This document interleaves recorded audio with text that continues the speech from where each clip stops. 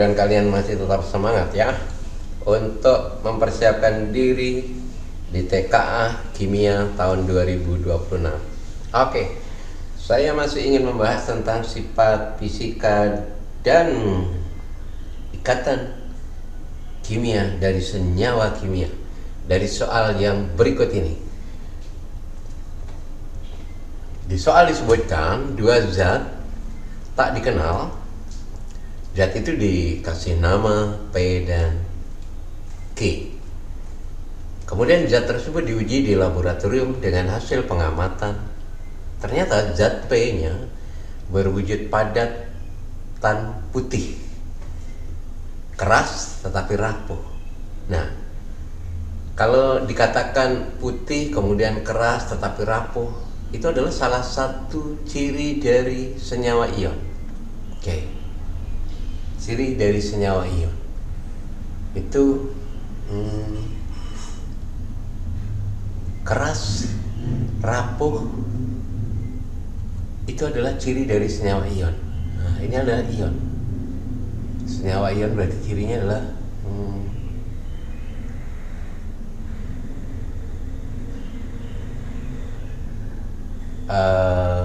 keras, rapuh. Oke. Kemudian saat dilarutkan dalam air, larutannya dapat menyalakan lampu alat uji elektronik dengan terang. Ini jelas banget bahwa yang P ini adalah senyawa ion. Ion ya.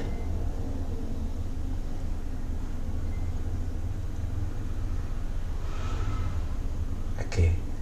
Kemudian zat Q berwujud cairan tidak berwarna. Nah, berwujud cairan tidak berwarna. Kemudian apa lagi? Mudah menguap. Wah, mudah menguap. Berarti kalau mudah menguap artinya, nah, kalau mudah menguap itu berarti titik didihnya rendah. Nah, senyawa kovalen itu cirinya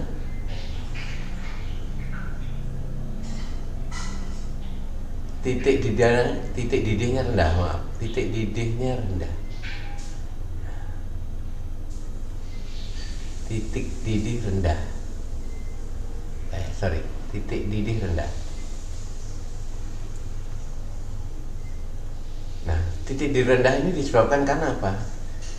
Titik didih rendah ini disebabkan bukan disebabkan, menyebabkan maksud saya. Karena titik didihnya rendah, maka menyebabkan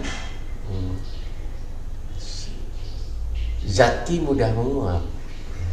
Zat Q-nya itu mudah menguap. Mudah menguap.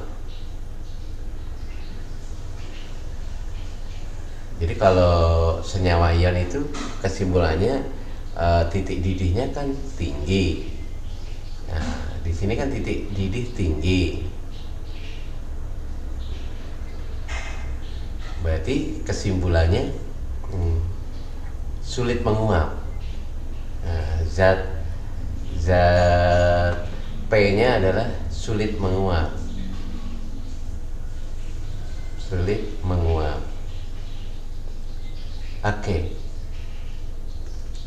Kemudian saat dilarutkan dalam air, zat Q itu tidak dapat menyalakan lampu listrik dan tidak memunculkan gelembung gas. Nah, berarti ini adalah kovalen. Kovalennya malah kovalen apa? Kovalen nonpolar, karena dia tidak bisa mengantarkan listrik. Nah, di larutan air, dalam airnya tidak bisa mengantarkan listrik, berarti dia kovalen nonpolar. Oke. Jadi kalau kovalen secara keseluruhan baik polar maupun nonpolar itu titik didihnya rendah. Kemudian zat itu mudah menguap, itu ciri secara umum. Tetapi yang membedakan kovalen polar dan non-polar, kalau polar itu di dalam air masih mengantarkan listrik, tetapi kalau kovalen non-polar di dalam air tidak bisa mengantarkan arus listrik. Kita lihat jawabannya kalau begitu. P kovalen polar, berarti salah karena P adalah ion kesimpulannya. Kemudian yang B, P logam dengan ikatan logam. logam dan ikatan logam. Salah karena di situ logam itu harusnya tidak rapuh, tidak getas, tapi di sini dinyatakan rapuh. Nah, berarti bukan ikatan logam, tapi ikatan elektrostatis. Ya, ikatan elektrostatis. Jadi kalau ikatan ion itu terbentuk dari ikatan elektrostatis. Jadi ikatan elektrostatis. Kenapa elektrostatis? Karena terbentuk dari muatan positif, ion positif, karena terbentuk dari ion positif sama ion negatif. Oke. Yang C, P ionik dengan gaya elektrostatik kuat, betul. Kemudian Q kovalen nonpolar dengan gaya dispersi London. Jawaban yang benar adalah yang C ya. Oke. Mungkin ini untuk soal keempat tentang sifat fisika dan ikatan kimia. Semoga kalian menjadi lebih paham lagi untuk menghadapi TKA tahun 2026.